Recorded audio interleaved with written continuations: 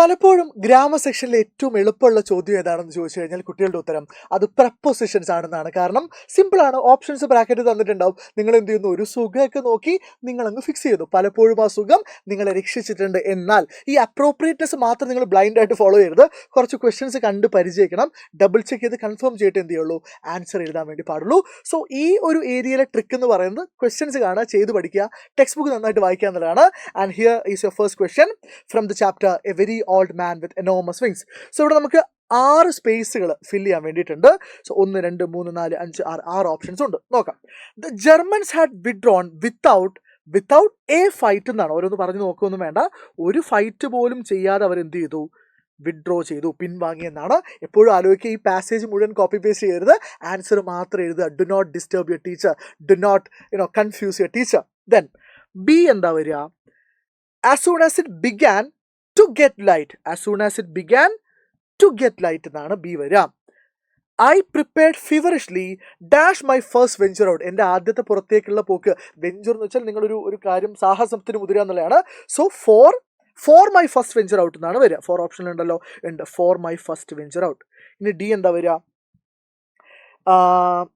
My officer had left me a German overcoat to keep me ഫ്രീസിംഗിൽ നിന്ന് എന്നെ രക്ഷിക്കാൻ വേണ്ടി എന്താണ്, ജർമ്മൻ ഓഫീസർ എനിക്കൊരു ഓവർ കോട്ട് വന്നിട്ടുണ്ടായിരുന്നു ഫ്രീസിംഗിൽ നിന്ന്. അപ്പോൾ ഫ്രം ഫ്രീസിംഗ് എന്നാണ് വരിക. ഈ I had already put it on. Put on എന്ന് പറഞ്ഞ ഫ്രേസൽ വേർബാണ്. ഞാനത് ഓൾറെഡി ധരിച്ചിട്ടുണ്ട്. സോ പുട്ട് ഓൺ സ്പ്ലിറ്റ് ചെയ്താണ്, പുട്ട് ഇറ്റ് ഓൺ. സോ ഈ എന്താണ് വരിക? ഓൺ ആണ് വരിക. അടുത്തത് എഫില് ഹാഡ് ഡാഷ് ദ സോവിയറ്റ്. ഇനി ഒരു ഓപ്ഷനേ ബാക്കിയുള്ളൂ. ഇനി അല്ലെങ്കിൽ അവിടെ ദ ആണ് വരിക. കാരണം സോവിയറ്റ് എന്നുള്ളത് എന്താണ്, നമ്മൾ ദ എന്നുള്ള ആർട്ടിക്കിളാണ് ഉപയോഗിക്കുക. The Soviet and polish troops withdrawn. ഇത്രേ ഉള്ളൂ കാര്യം. 6 ശരിയായി എന്ന് വിചാരിക്കുന്നു. നിങ്ങൾ കമന്റ് ബോക്സിൽ ആൻസർ പറയണം, എത്ര ശരിയായെന്നൊക്കെ പറയണം. അടുത്ത ചോദ്യം. This is again from the chapter a very old man with enormous wings. Pelayo saw something moving dash the ground. Pelayo saw something moving on the ground. ഗ്രൗണ്ടിൽ, ഇൻ ദ ഗ്രൗണ്ട് അല്ലല്ലോ വരിക, on the ground. ഗ്രൗണ്ടിന് മുകളിലല്ലേ, on the ground at the back of the courtyard. എവിടെയാണ് സ്ഥലം പറയാണ്? At the back of the courtyard. And when he looked closely, he found a very old man with enormous wings. He ran to call Elisenda. പക്ഷെ രണ്ടുപേർക്കും ഒന്നും മനസ്സിലായില്ല. ആരാണ് എന്താണെന്നൊന്നും മനസ്സിലായില്ല. അപ്പൊ എന്താണ്? But neither of them could understand who or what the man was. Simple. Next. Again. But when they went out, dash the courtyard. When they went out into the courtyard. കോർട്ട്യാർഡിലേക്ക്. into the courtyard.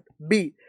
dash at the first light. നമ്മൾ നേരത്തെ പറഞ്ഞതാണ്, പക്ഷേ at the first light സമയം പറയാണ്. at the first light of dawn അല്ലെ, of ഉണ്ടല്ലോ. at the first light of dawn they found the whole neighborhood in front of the chicken coop having fun with the angel. Video post ആയിട്ട് ചെയ്ത് നോക്കുക കേട്ടോ. Last question. in my mind, in the attic എന്ന് പറഞ്ഞ chapter എന്നാണ്. in my mind I went dash every Christmas. I went എന്ന് വെച്ചാൽ പോയി എന്നാണ്, പക്ഷെ നമുക്കിവിടെ വേണ്ടത് ചിന്തിച്ചു എന്നാണ്. അപ്പോൾ ഒരു ഫ്രേസൽ വേർബാണ്. ഗോ ഓവറിന്റെ പാസ്റ്റ് ടെൻസ് അതേതാണ്? വെന്റ് ഓവർ ആണ്. സോ എന്താണ്? Went over every Christmas. Before and വാറിന് മുമ്പും വാറിന്റെ സമയത്തും. അപ്പോൾ ഏതാ ഓപ്ഷൻ വരിക? During the war. At first I had a home, parents, 2 sisters and a brother. Then we had no home of our own. ഞങ്ങളുടെ സ്വന്തമായി എന്നുള്ള അർത്ഥത്തിൽ ഓഫ് അവർ ഓൺ ആണ് വരിക. ഡി എന്താ വരിക? Later I was alone but surrounded by other people. പിന്നീട് ഞാൻ ഒറ്റയ്ക്കായി, പക്ഷേ ബാക്കിയുള്ള ആൾക്കാർ, ബൈ ദ അതർ പീപ്പിൾ, ബാക്കിയുള്ള ആളുകളാൽ ചുറ്റപ്പെട്ടു എന്നുള്ള അർത്ഥത്തിലാണ്. സോ ഇതുപോലെ ക്വസ്റ്റ്യൻസ് എന്ത് ചെയ്യുക, കണ്ട് പരിചയിക്കുക. ആൻഡ് ഉറപ്പായിട്ടും എക്സാമിന് ചോദ്യം വരുമ്പോൾ ഒന്ന് ഫോക്കസ് ചെയ്ത് ഒരു ഡീപ് ബ്രീത്ത് ഒക്കെ എടുത്തിട്ട് വളരെ ഹാപ്പി ആയിട്ട് എന്ത് ചെയ്യുക, ആ ചോദ്യം ശരിയാക്കുക. So thank you everybody for watching. കാര്യം മനസ്സിലായെന്ന് വിചാരിക്കുന്നു.